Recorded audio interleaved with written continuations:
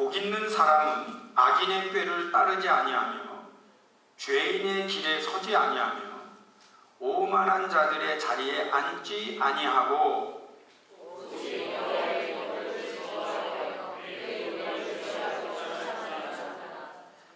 그는 시냇가에 심은 나무가 철을 따라 열매를 맺으며 그 잎사귀가 마르지 아니함 같으니 그가 하는 모든 일이 다 형통하리로다.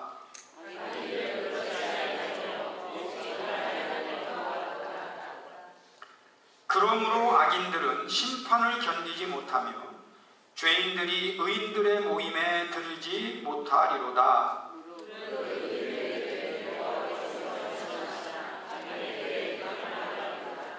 아멘. 다 같이 아멘. 여러분 그 주보에 우리 그 목회서신에 보면 축복을 받을 수 없는 사람 시리즈 중에 오늘은 세 번째입니다. 첫 번째는 예배를 잘 드리며 교회에서 꾸준히 봉사하는 사람 이렇게 표현했어요. 근데 제가 지난번에 일본 예배를 설교할 때 일본 예배를 잘 드리며 거기까지는 했지만 꾸준히 봉사하는 부분은 이것만 2주가 되기가 그래서 생략을 하긴 했습니다. 그러나 예배를 잘 드리면 실제적으로 축복을 받지 않을 수가 없습니다. 그래서 이제 여러분 우리가 이렇게 죽을 때 되면 할 말을 준비하고 사는 게 필요합니다. 여러분 우리가 죽을 때 뭐라고 이렇게 말을 해야 되잖아요.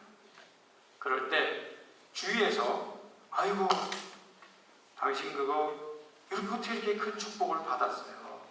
그렇게 말하면 저는 글쎄 예배드린 것밖에 없는데 하나님께서 이렇게 축복을 주셨어요.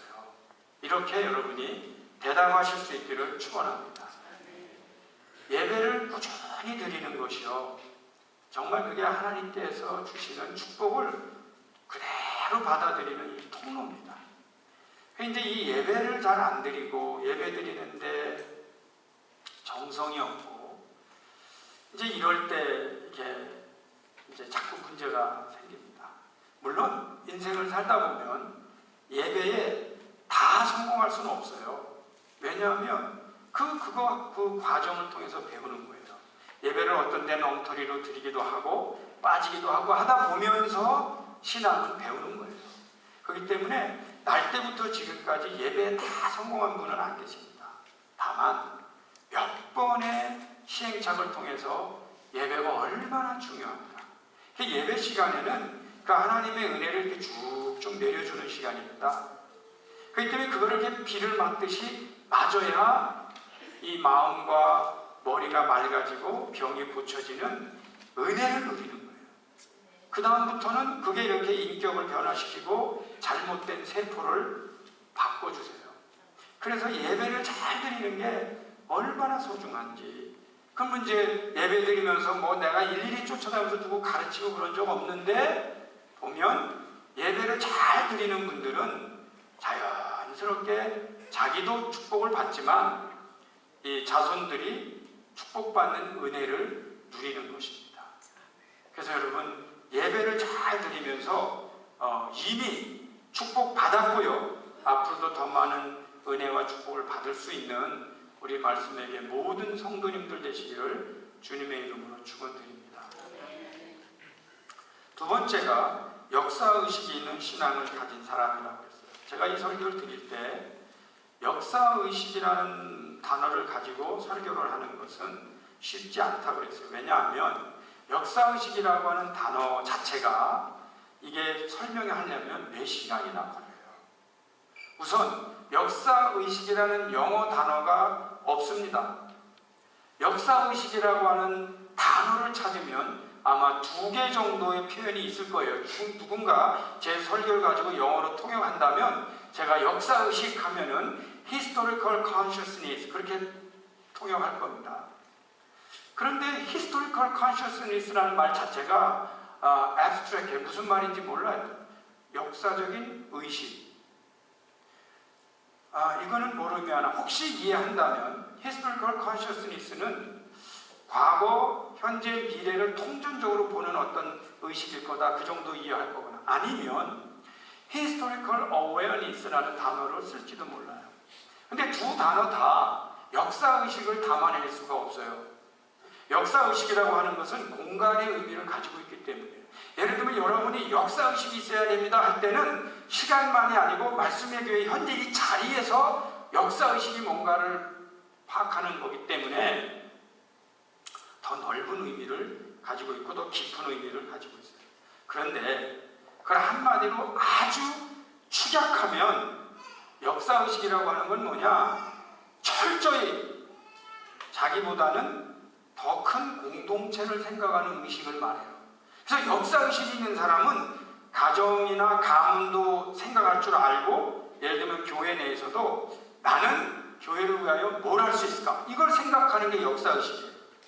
나는 대한민국 국민으로서 무엇을 할 수 있을까? 이거를 생각하는 게 역사의식이에요. 나는 이 세계를 살아가는데 내가 이 세계에다가 무엇을 할 수 있을까? 이걸 생각해내는 게 역사의식이에요. 그래서 철저히 나 이외에는 타인을 위한 의식이 역사의식입니다.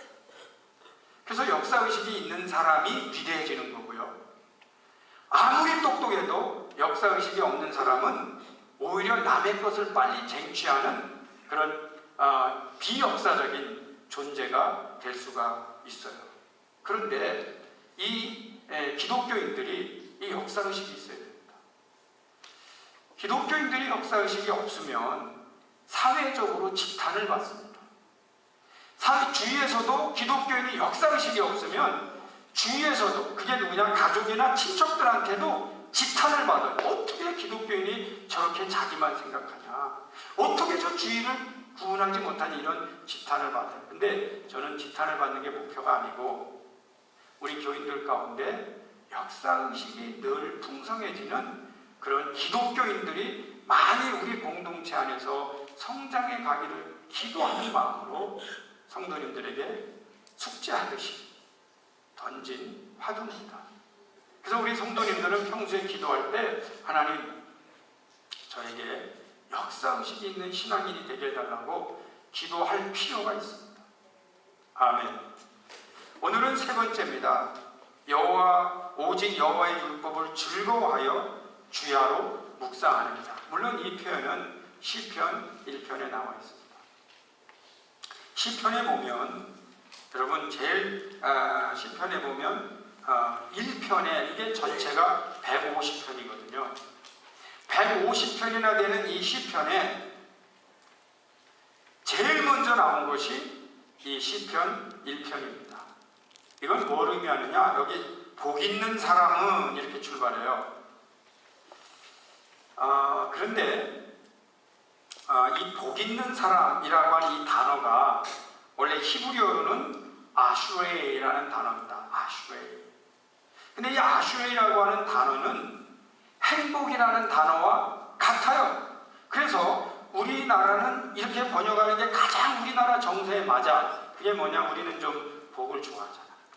중국 사람들도 복을 좋아합니다. 그래서 복자만 보면 그냥 다 좋아해. 그래서 그 하나님의 심정을 전할 때는 이 복 있는 사람 이렇게 번역하면 돼요. 그런데요, 옛날에 고대에 모든 철학자들의 관심이 행복이었어요. 그래서 그때는 뭐라고 번역하는 게 더 설득력 있냐면 행복한 사람은 이렇게. 왜? 아슈레이라고 하는 단어는 복과 행복을 다 포함해요. 그래서 이 아슈레이라고 하는 단어를 가지고 어떤 때는 행복이라고 써도 되고 어떤 때는 복이라고 써도 돼요. 관계 이렇게 봐서. 그래서 오늘도 이 말씀을 보면 복 있는 사람은 했는데 실제로는 행복한 사람은 이것도 돼요. 근데 저희가 이해하는 게 어렵진 않은 것이 여러분 복 받은 거는 행복한 걸 의미합니다. 이게 굉장히 중요해요. 왜냐하면 이제 우리가 흔히 복권 그러잖아요. 복권. 돈이 꽉 이거 복권인데 그건 복권이 아니에요. 그거 여러분 역대 모든 최고 액수의 복권 당첨자 중에 역대 20년 안에 망하지 않은 사람이 한 사람도 없어요. 여러분 당첨되고 싶어요? 손 좀 들어. 그게 복권이 아니란 말이에요. 그거는 망할 권이에요. 그런데 왜 그렇게 잘못 정립하냐면 사회적으로 높이 올라가는 거, 사회적으로 뭐 잘 되는 거. 근데 여러분 많이 가져보세요. 불안과 여러 가지가 이게 또 막 겹쳐옵니다. 그래서 꼭 잘 되기 때문에 행복하다고 하는 보장이 없어요. 우리 KFC, 켄터키 프라이드 치킨 만든 양반이 돌아가실 때 내가 이거 성공한 뒤로 한 번도 편안하게 잠을 잔 적이 없다. 행복했던 적이 없다. 그럴 수 있습니다. 우리는 좀 어려우니까 나는 그런 고민이라도 좀 해봤으면 좋겠다. 그런 분들이 계시겠죠? 일단 갖고 고민 좀 하고 싶다 그런 생각이 있지만 실제로 행복은요 외부에서 주어지는 것과 일치하지 않아요. 그렇기 때문에 복 있는 사람은 행복한 사람, 행복한 사람은 복이 있는 사람이에요. 그래서 이게 성경적으로 틀리진 않아요. 근데 이 처음에 나오는 뜻이 뭐냐? 왜 그러면 우리가 복을 받아야 될까요? 여러분, 왜 우리 믿는 사람들이 축복을 받아야 될까요? 사실은요, 하나님께서 우리가 축복, 복을 받는 것을 원하세요. 하나님께서는 우리가 잘 되기를 원하세요. 그래서 제일 먼저 두는 거예요. 이렇게 제일 먼저 이 복 있는 사람, 이 행복한 사람 시편의 1편에 두는 이유는 하나님의 그 메시지가 그 안에 있는 거예요. 제일 먼저 우리가 뭘 원하느냐? 우리가 복을 받기를 원하세요. 근데 그 복은 행복이라는 거죠. 행복. 우리 예수 믿으면 이 말할 수 없는 행복감이 이 안에 있어요. 담대함이 있단 말이죠. 여러분, 예수님을 잘 믿는 분들은 이미 복을 받은 거예요. 이것 때문에 그 많은 돈들을 쓰는 건데 우리는 믿음 안에서 행복을 누리는 거죠. 그래서 복 있는 사람은 복 있는 사람. 그런데 이 복 있는 사람은 어떤 사람이냐? 악인의 꾀를 따르지 아니하며 죄인들의 길에 서지 아니하며 오만한 자들의 자리에 앉지 아니하고 그랬어요. 보니까 이 악인들의 특징은 꾀가 있습니다. 저도 참 인생 살면서 많이 악인들한테 그 꼬임에 넘어갔어요. 그때 제가 깨달았어요. 사람을 꼬임에 넘기려고 노력하는 사람에게 안 넘어갈 장사가 별로 없구나. 그만큼 이 악인들의 꾀는 매력이 있어요. 순간적으로 달콤해 보여요. 순간적으로 그런 것 같이 믿게 만들어요. 그런데 이제 예수 믿고 목회하다 보니까 좀 덜 꼬임에 넘어가. 왜 그런가 했더니 하나님이 주시는 기준이 생긴 거예요. 그거는 안 돼. 하나님 원하지 않으셔. 그거 하나님 미워하시는 거야.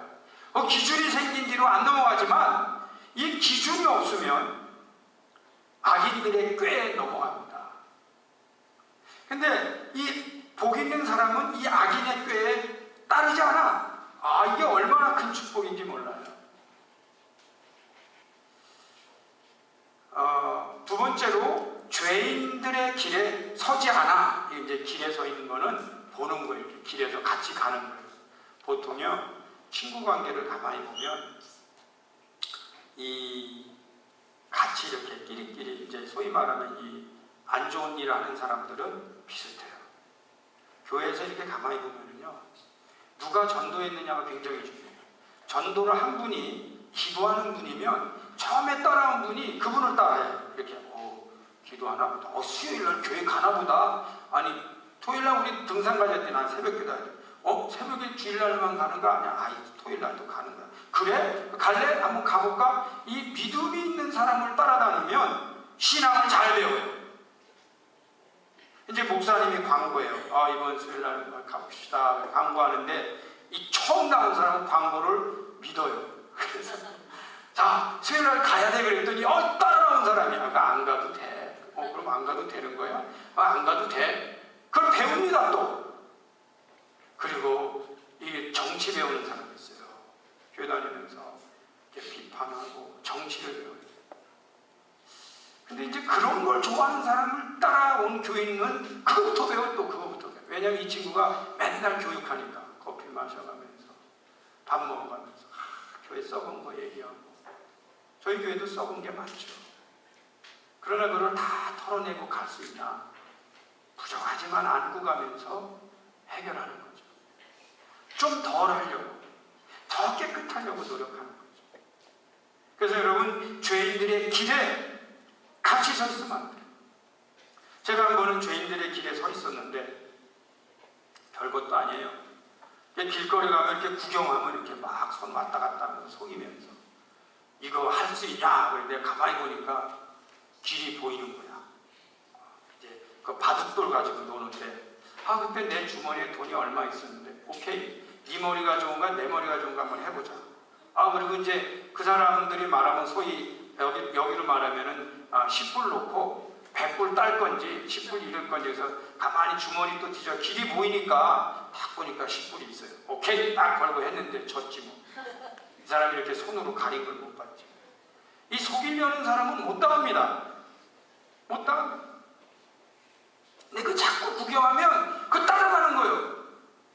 여기는 내 길이 아니다 하면 돌아서야 되는 거예요. 근데 그게 어디서 오냐는 거예요.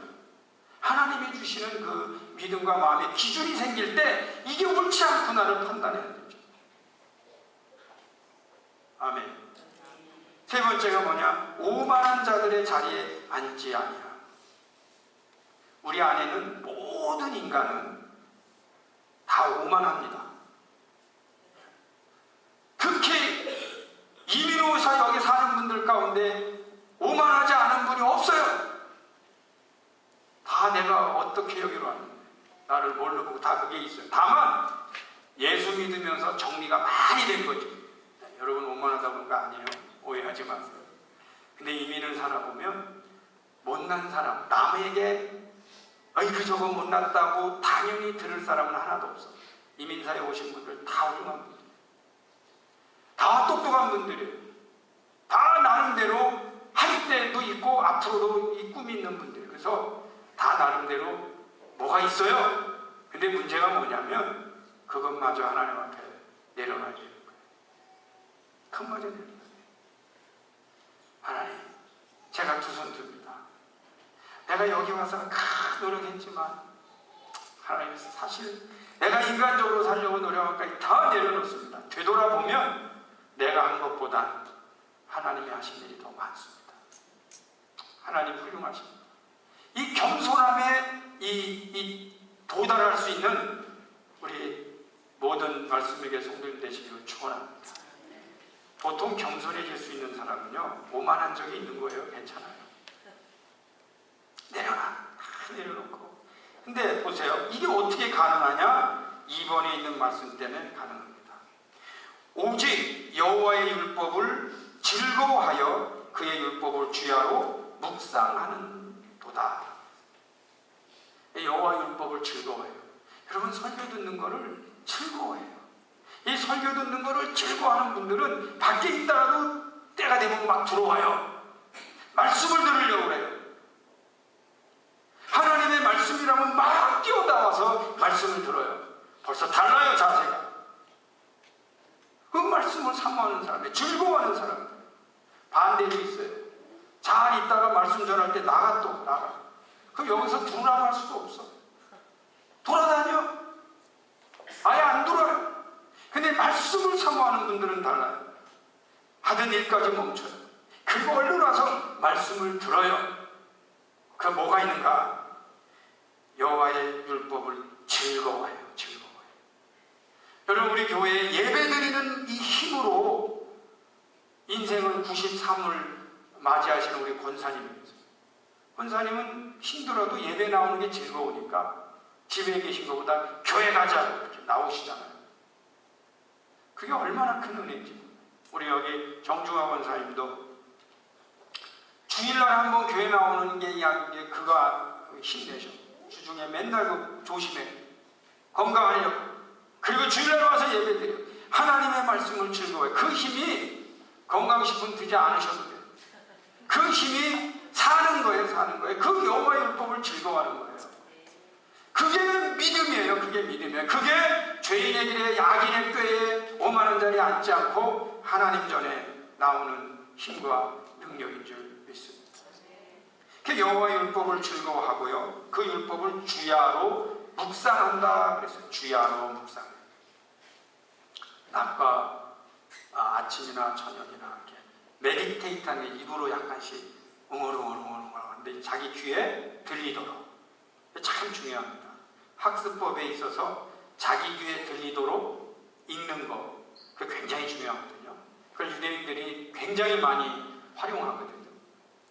근데 여기 보면 그 율법을 주야로 묵상해. 예를 들면 시편 1편, 2편을 내가 묵상하잖아요. 그러면 이렇게 눈으로 읽는 게 아니고 복 있는 사람은 악인들의 꾀를 따르지 않냐, 죄인들의 길에 서지 않냐, 오만한 자들의 자리에 앉지 않냐, 오직 여호와의 율법을 즐거워하여 그의 율법을 주야로 묵상하는 자로다.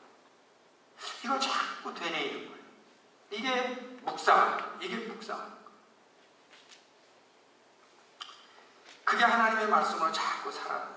그래서 우리 아이들에게 저희 교회에서는요, 주일학교 우리 영아부, 또 우리 주일학교 말씀 자영지 중고등부 교육자들을 제가 한 2, 3년 전에 불렀어요. 이게 담임 목사 교육 철학이니까 여러분 좀 이해해 주시기 바라요. 저는 그렇게 말했어요. 공과를 가르치지 마라. 나는 싫어한다. 일주일 동안 학교 다니고 교회 왔을 때 또 공과를 가르치면 안 된다.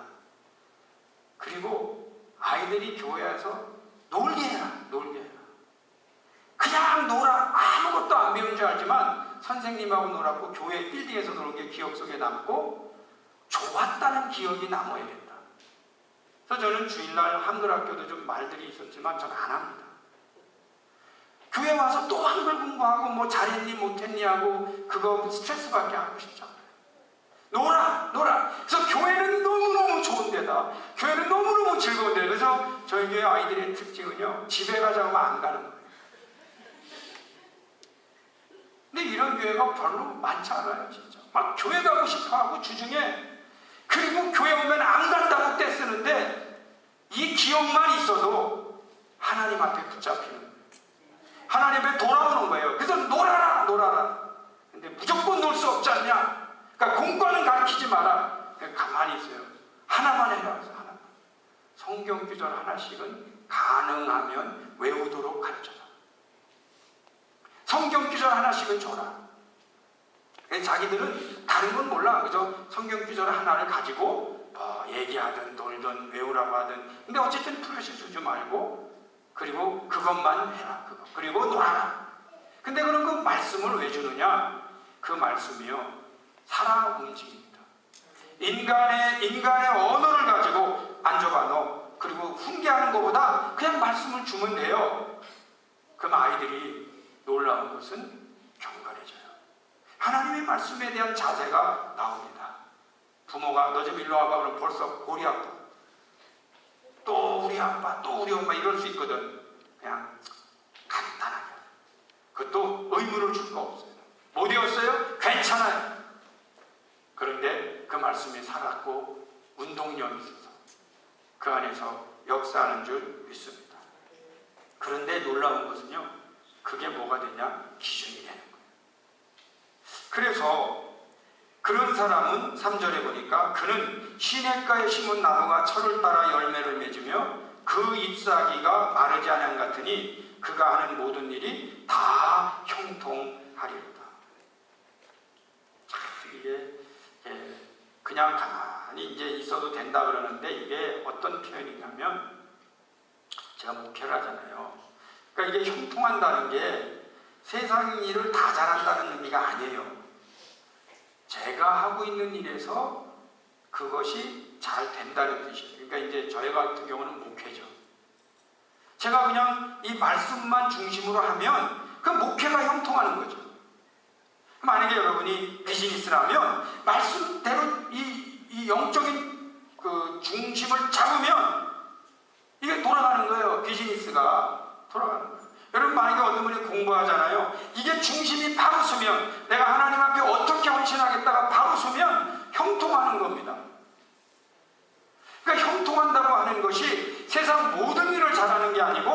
당신이 기도하며 하는 일이 응답을 받을 것이다, 그 뜻이죠. 여러분, 집안에 좀 누가 아프면 중보기도 하잖아요. 그냥 말씀 중심으로 하면 그게 이렇게 살아나요. 말씀에 뭐라고 그랬어요? 말씀에 아무것도 염려하지 말고 나에게 맡겨라, 내려놓으라, 하나님 믿어라, 그럼 그 말씀대로 하면 다 해결돼요. 근데 믿어놓고 또 의심하고 또 하나님 앞에 작정하고 포기하면 이게 말씀대로 하는 게 아니잖아요. 여러분, 그냥 말씀대로 가시면 형통할 줄 믿습니다. 이게 하나님께서 우리에게 말씀해 주신 길이에요. 이제 이 길을 쭉 가. 그런데 악인들은 어떻게 되나? 악인들 한번 봅시다. 4절에 보세요.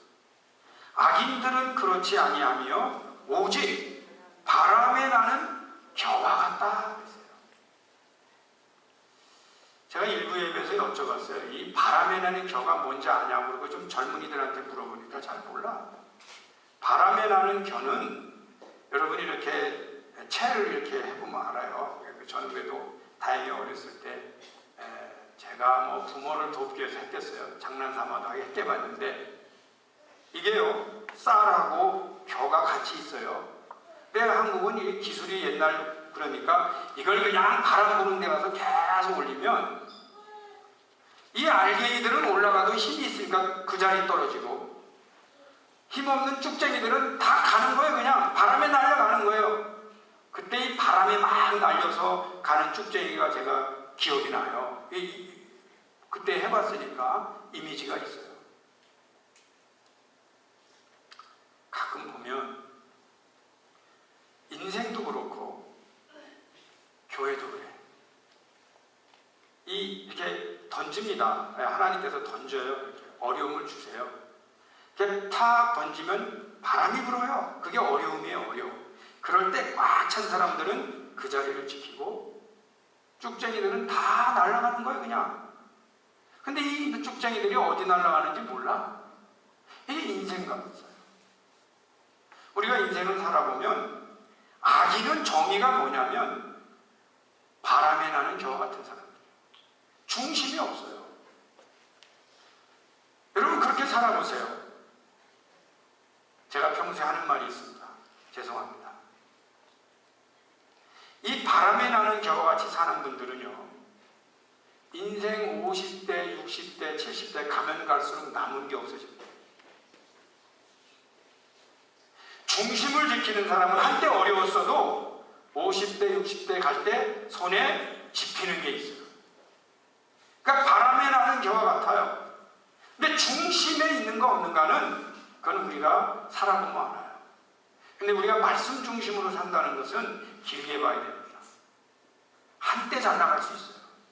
그러나 바람에 나는 겨와 같이 사는 사람들의 경우는 대부분이 남는 게 없어져요. 근데 이거 왜 그래? 모르겠어요. 다만 우리가 성경에는 가르쳐 주는데 악인이 그렇다. 악인. 매일 흔들려요.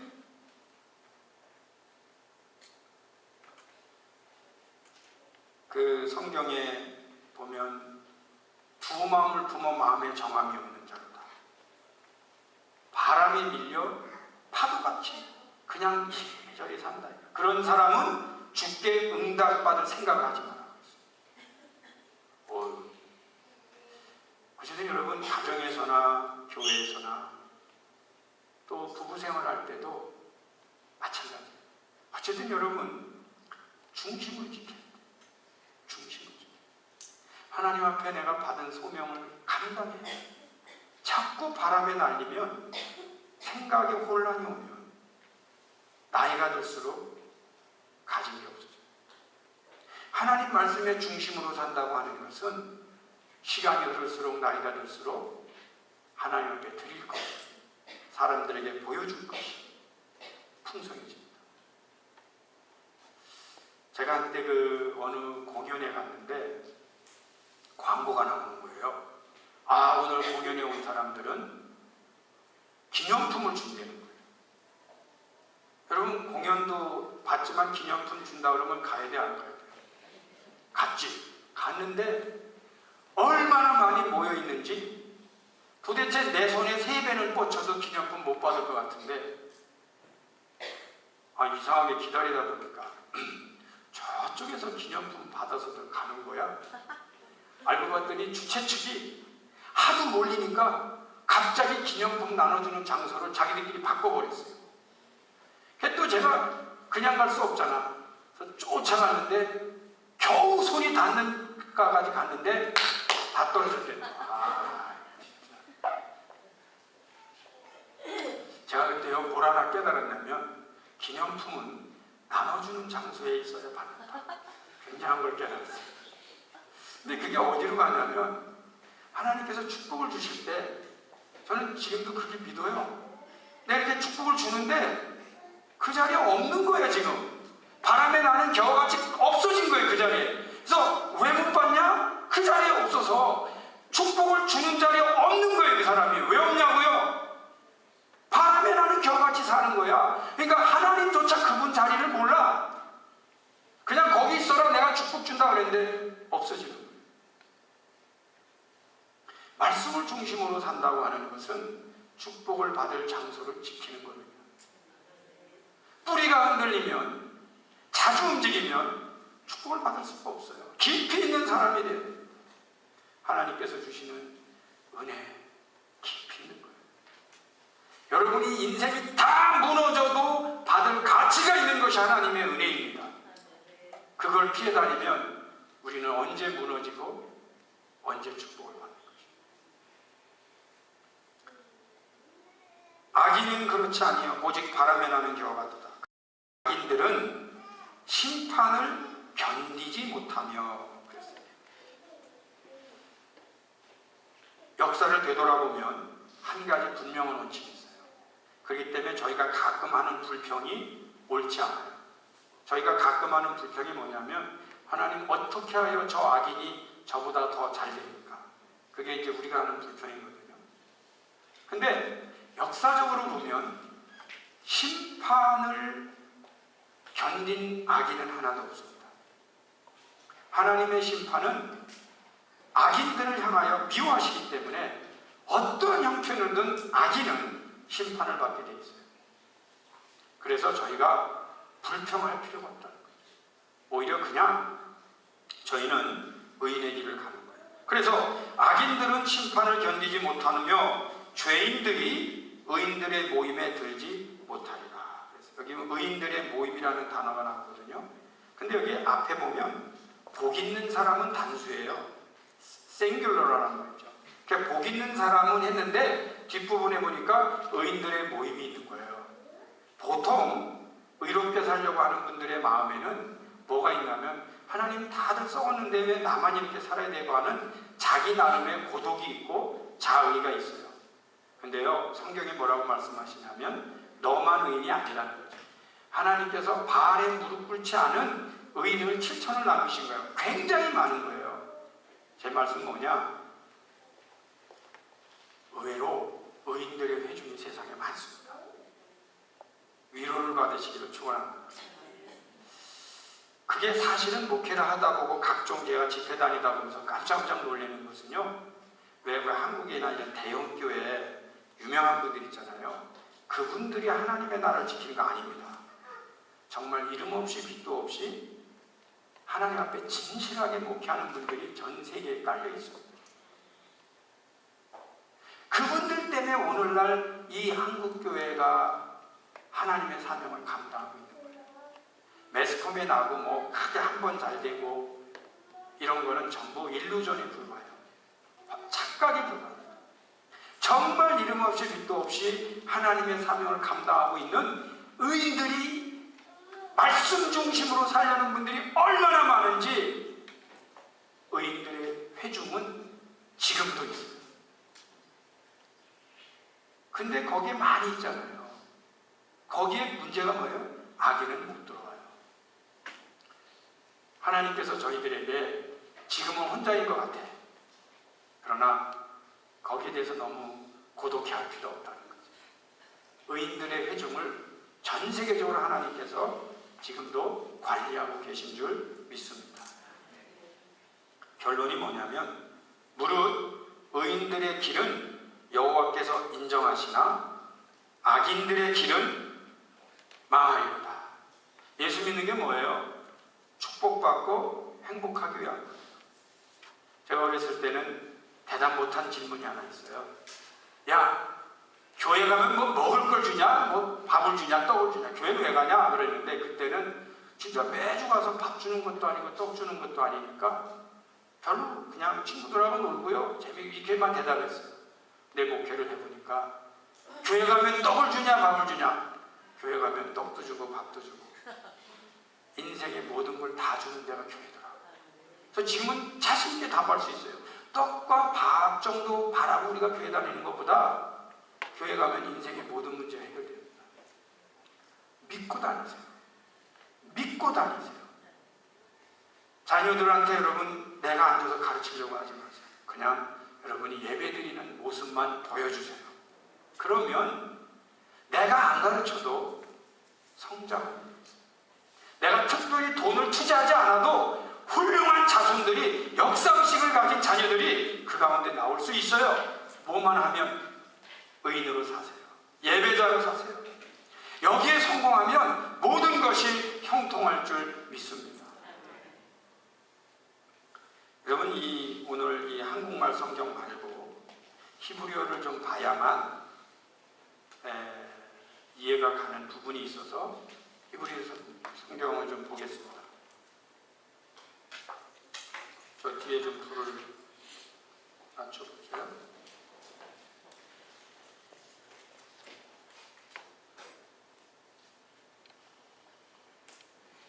좀 글씨가 더 클 수 없나? 오케이. 이게 시편 1편의 히브리어입니다. 우리 다 같이 한번 한 목소리로 읽어보겠습니다. 시작.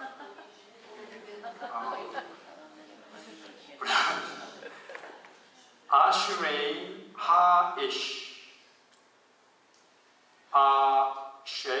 아쉘로 할락 뭐 이런 식으로 이제 진행이 되는 건데 제가 지금 포인트 나는 게 뭐냐 이 아슈레이라는 말인데 이게 happy 또는 blessed라는 뜻인데 히브리어에는요 여기 보면 알렙이라고 요게 영어로 말하면 A에 해당합니다. A. 우리나라로 말하면 가나다 해서 가에 해당하니까 알파벳의 첫 자로 시작합니다. 이게. 근데 이 히브리어 이 시편 1편의 구조의 특징 중에 하나가 맨 나중에 토베드라고 하는 이 단어는 페리시, 멸망한다는 뜻인데 이 단어의 마지막인 이 타우는 알파벳의 영어로 말하면 Z에 해당합니다. 그러니까 이 시편을 성경의 이 한국말 번역은 모르지만 히브리어로 보면 뭐라 할 수 있냐면 알렙으로 시작해서 타우로 끝나요. 이게 시예요, 시. 이건 뭘 의미하냐면 이 시편 안에 우리나라를 말하면 이제 우리 교회 다니는 사람은 이런 표현을 많이 들어요. 하나님은 알파와 오메가시며 그렇게 듣죠. 근데 알파는 그리고 언어에 알파가 첫 자고 오메가가 나중이에요. 그래서 그 말은 하나님은 알파와 오메가 그 말은 뭐냐면 하나님은 처음과 나중이시며 그 뜻이고 전부라는 뜻이에요. 근데 이 시편 1편을 보면 이게 처음과 나중이고 전부다 하는 의미로 여기 알렙 그 다음에 여기 타우로 시작을 합니다. 결국은 뭐냐 이 시편에 있는 말씀이 말씀 중심으로 살면 우리가 형통할 뿐만 아니라 구원을 이루는 거예요. 이 여기서 길이 여기 의인의 길은 누구냐? 의인의 길이 누구냐? 내가 곧 길이요 라고 말씀하신 예수 그리스도가 이걸 선언하고 나오십니다. 그래서 여러분 우리는 누구를 믿느냐? 내가 곧 의인의 길이에 그래서 내가 곧 길이요 진리요 생명이다. 그러니까 나를 믿어라. 그러면은 하나님 나라 간다고 하신 그분이 누구냐면 길이신 예수님이에요.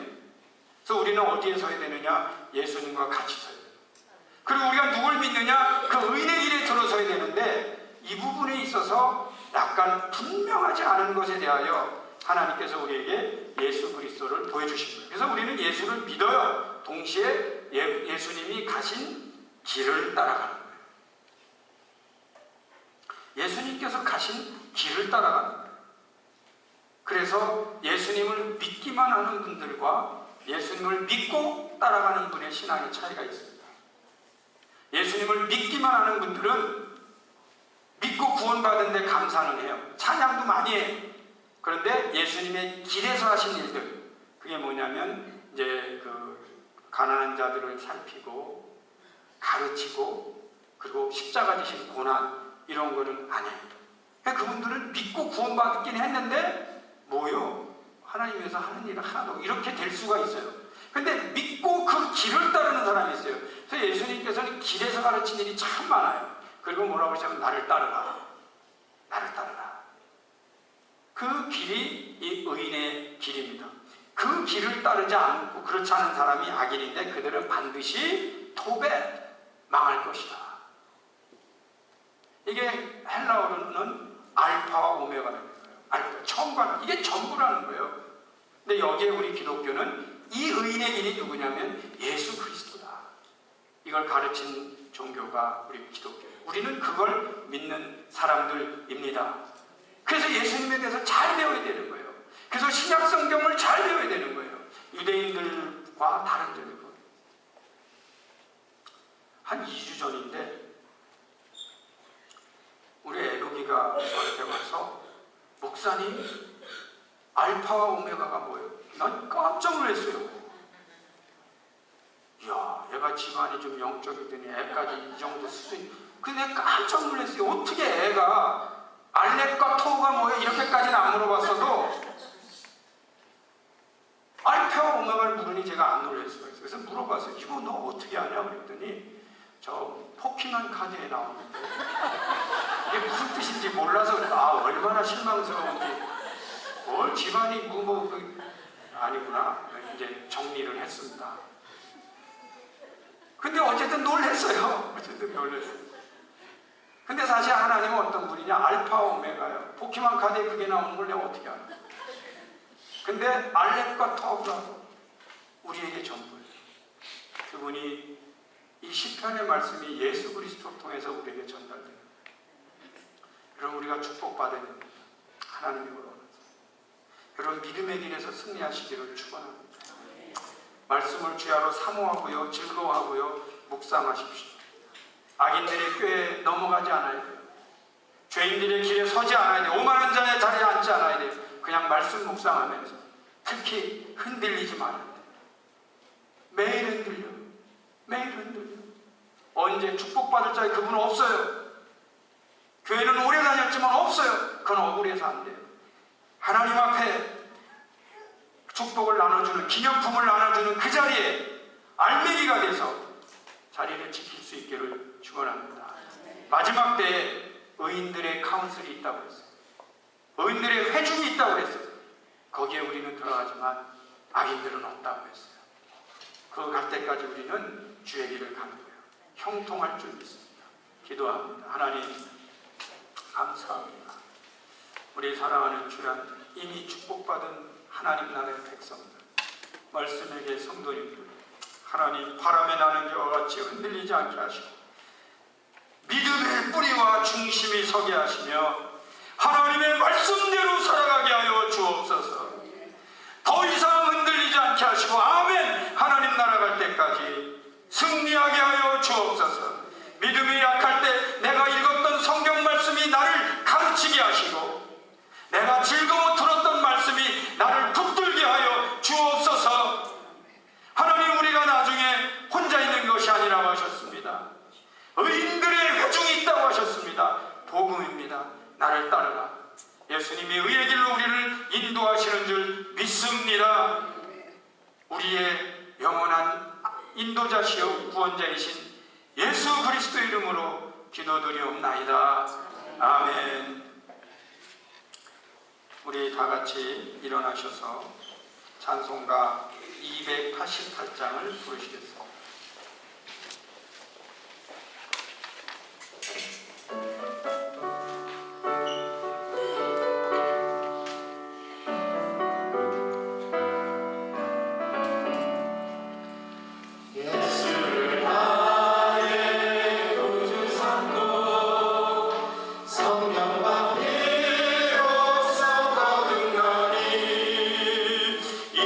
세상에서 내